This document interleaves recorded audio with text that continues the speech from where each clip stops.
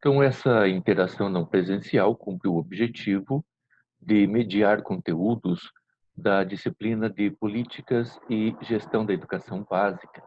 Trata-se de uma disciplina do terceiro ano do curso de Pedagogia da Universidade Estadual do Centro-Oeste, a Unicentro, aqui no campus Santa Cruz. Vamos ao nosso tema específico. Trataremos aqui de política e poder na modernidade, Hegel versus Marx e Engels. Nós vamos procurar, durante essa nossa interação, abordar essa questão a partir de aspectos fundamentais do método idealista e do método materialista histórico, cujos autores principais, ou cujos conceptores principais, são, respectivamente, Hegel e Marx e Engels. Iniciemos por Hegel. Hegel é o teórico da dialética idealista. Nós já estudamos, durante encontros presenciais, os fundamentos e a dinâmica da dialética hegeliana, ou da dialética idealista. Faremos aqui a recapitulação de alguns pontos desse conteúdo para podermos entendê-lo melhor, na medida em que, na sequência, o compararmos com a perspectiva materialista histórica de Marx e Engels.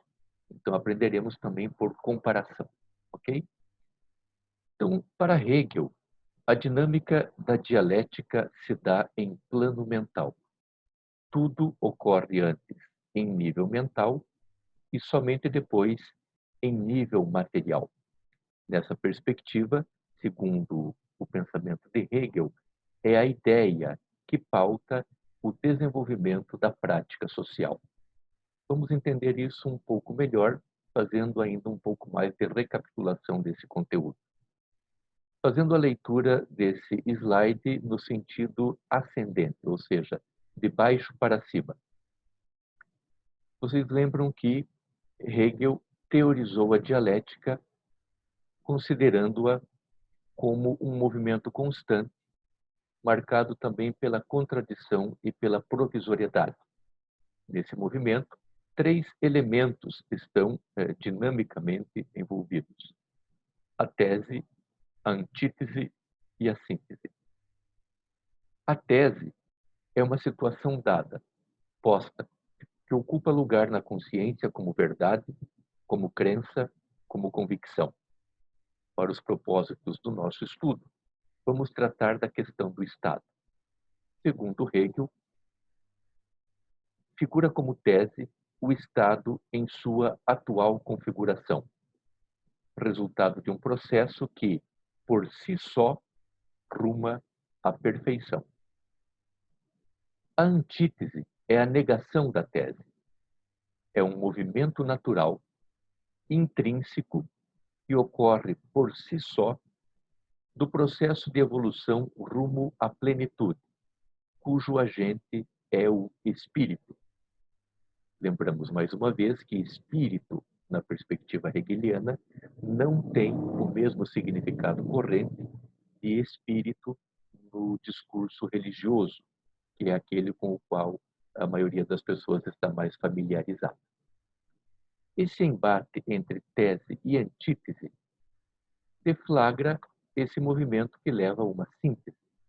A síntese é a negação tanto da tese quanto da antítese e se constitui como a nova situação dada, a nova situação posta, ocupando lugar na consciência como nova verdade, como nova crença, como nova convicção e qualitativamente superior ao que era antes.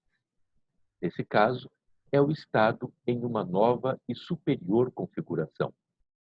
Contudo, não acabado, ainda rumo à perfeição ou à plenitude. Contrariamente a Hegel, Karl Marx e Friedrich Engels entendem que a dialética tem um sentido contrário. Marx e Engels, é importante observar isso, concordam com a dialética hegeliana no que diz respeito à sua estrutura. Segundo eles, Hegel está certo quando afirma que a dialética envolve, né, tese, antítese e síntese num movimento contínuo caracterizado por contradição e por provisoriedade.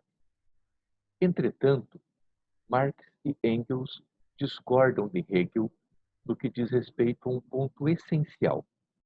Eles afirmam que a dinâmica da dialética não se dá em plano mental e depois em plano material, e sim que a dinâmica da dialética se dá em plano material, em plano histórico, nas contradições entre as forças que compõem o que nós chamamos de sociedade.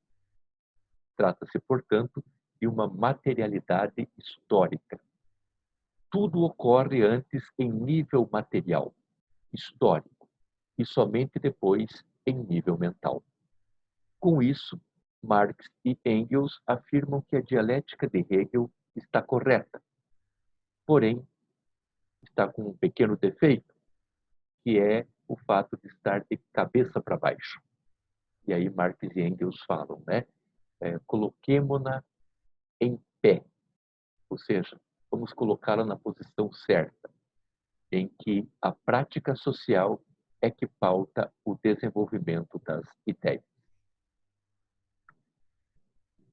Ainda na perspectiva materialista de Marx e Engels, a tese é o Estado em sua atual configuração, resultado de um processo que envolve em sua base o nível de desenvolvimento dos meios de produção e as desigualdades de classe.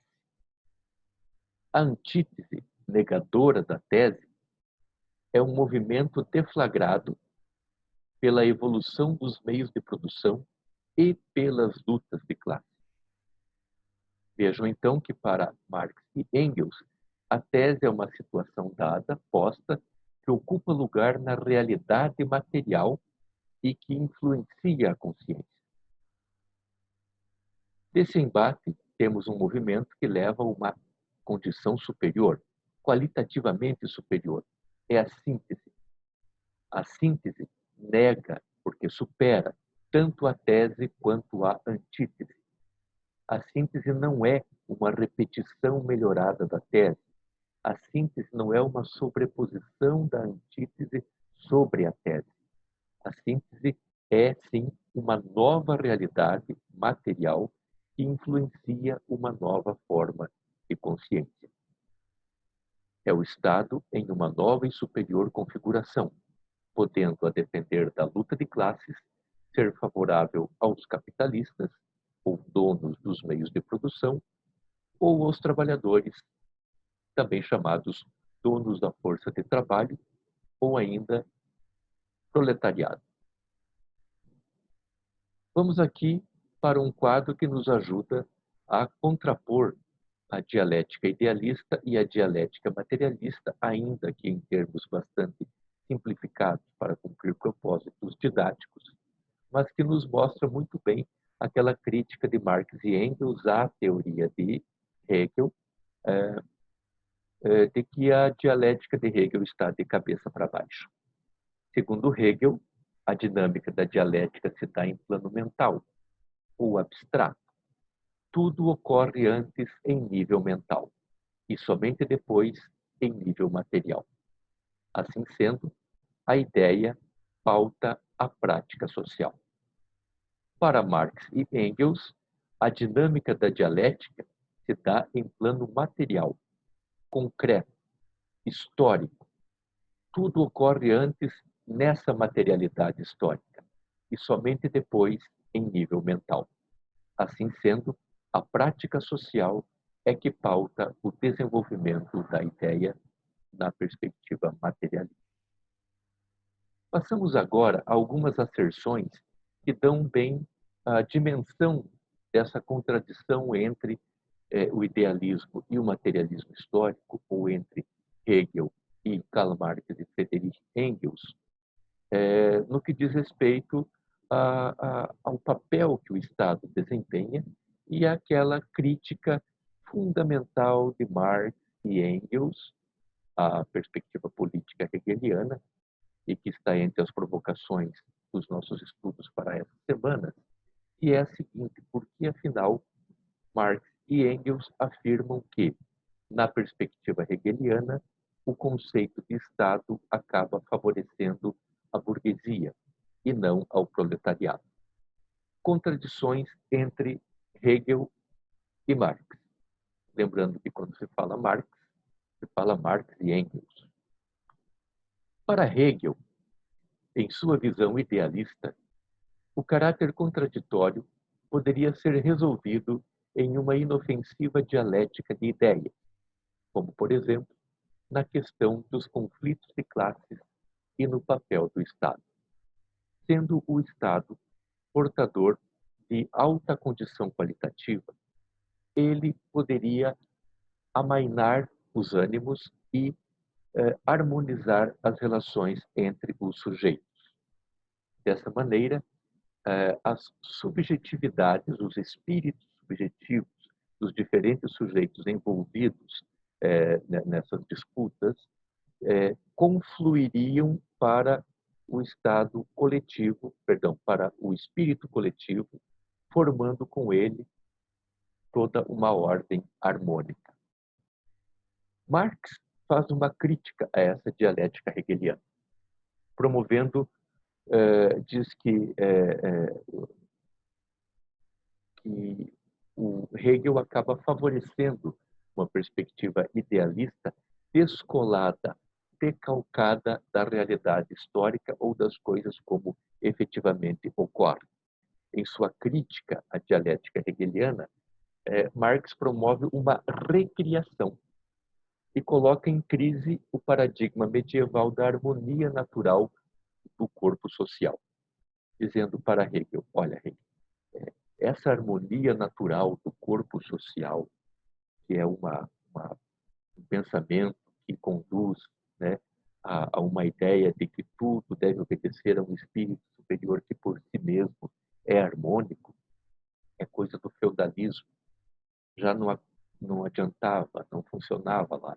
Muito mais agora na modernidade industrial, em que as desigualdades de classes estão muito mais acirradas e em que a luta de classes está muito mais presente e tonificada.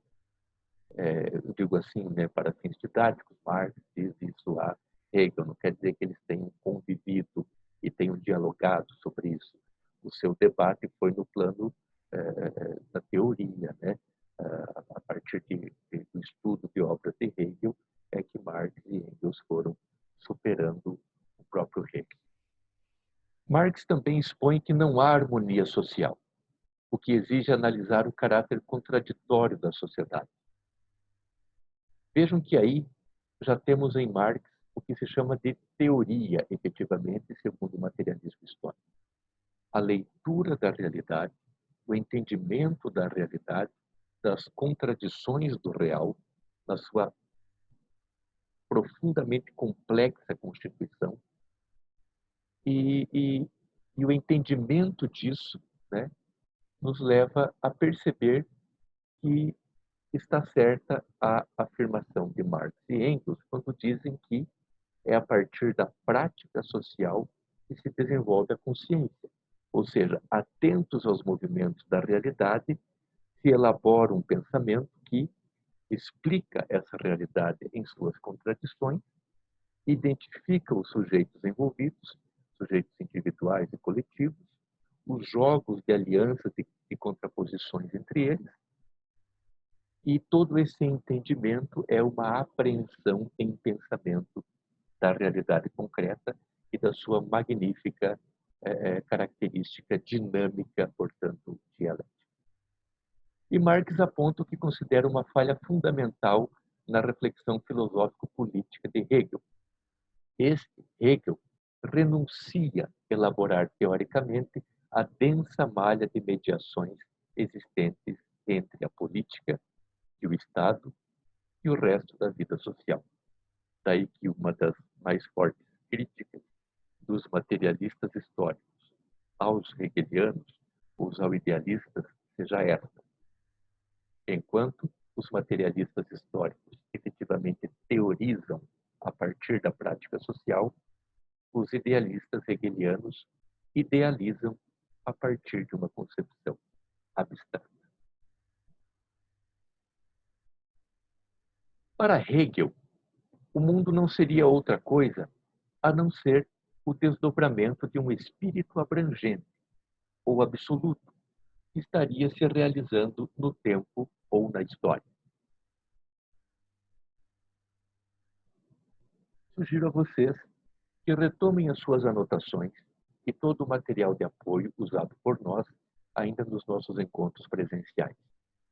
Terão lá bastante subsídio para rememorar a dialética hegeliana e o papel que cumpre esse espírito abrangente ou absoluto, né, que conduz intrinsecamente tudo, inclusive o Estado, para uma evolução rumo a uma plenitude, segundo o pensamento hegeliano.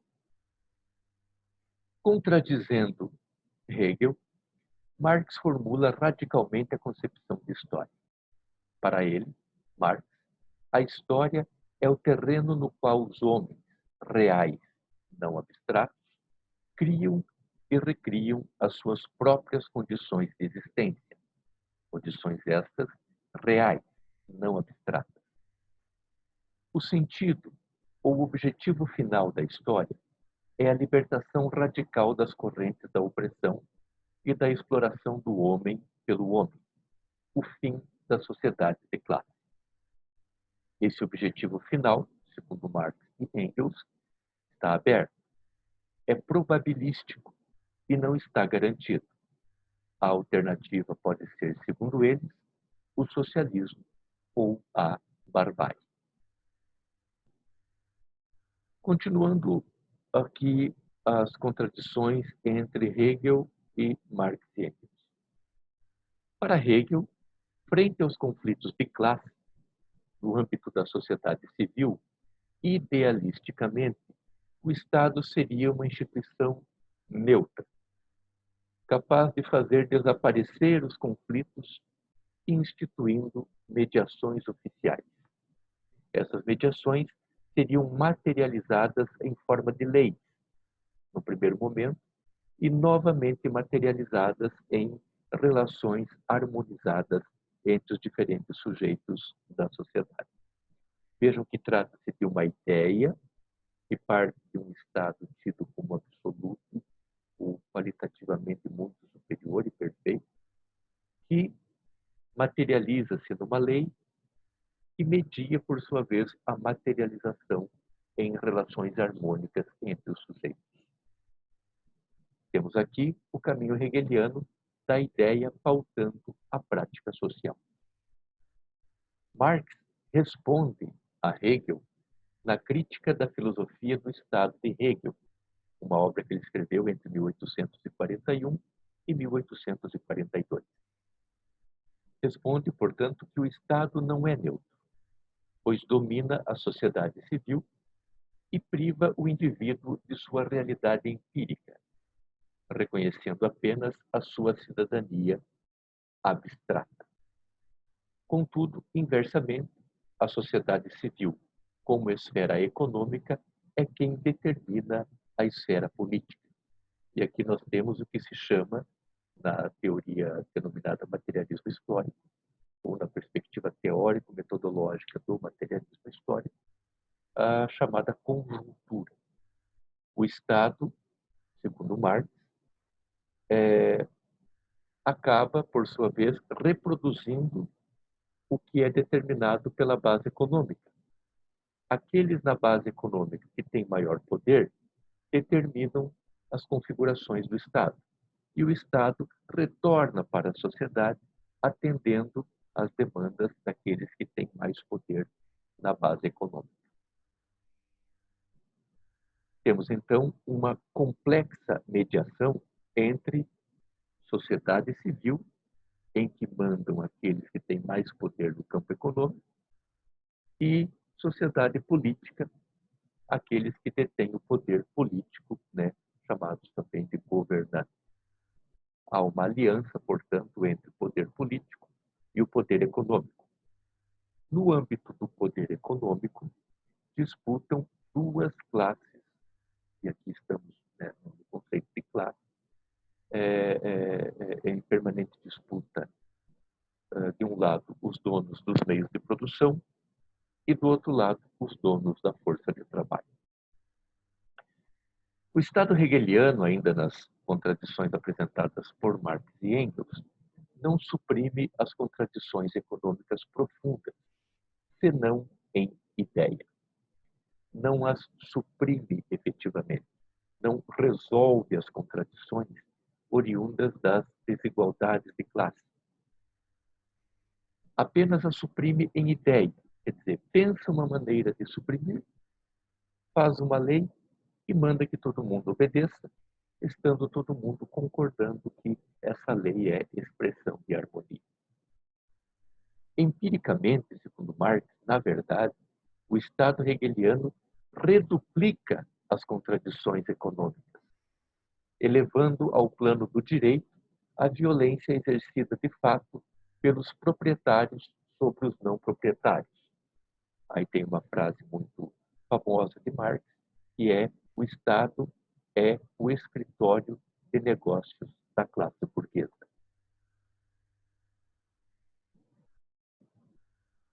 Para Hegel, a tese da provisoriedade do existente se limita ao universo das ideias e dos valores. O que é a tese da provisoriedade do existente? Ora, é o coração da dialética. Tudo é provisório. A tese não é eterna. A antítese não é eterna. Da sua contradição surge uma síntese. Por sua vez, também não é eterna, porque se estabelece como nova tese, contra a qual se apresenta uma nova antítese. E aí deflagra-se o movimento novamente, levando-se a uma síntese, a uma condição superior, e logo é contraposta por uma antítese. Então, todos esses elementos são provisórios, porque o processo é contínuo no sentido da evolução qualitativa. Para Marx, a tese da provisoriedade do existente se estende ao conjunto da vida social. Então, veja que ambos concordam que há uma provisoriedade do existente, mas a diferença está em que, em Hegel, essa provisoriedade do existente se limita ao universo das ideias e dos valores.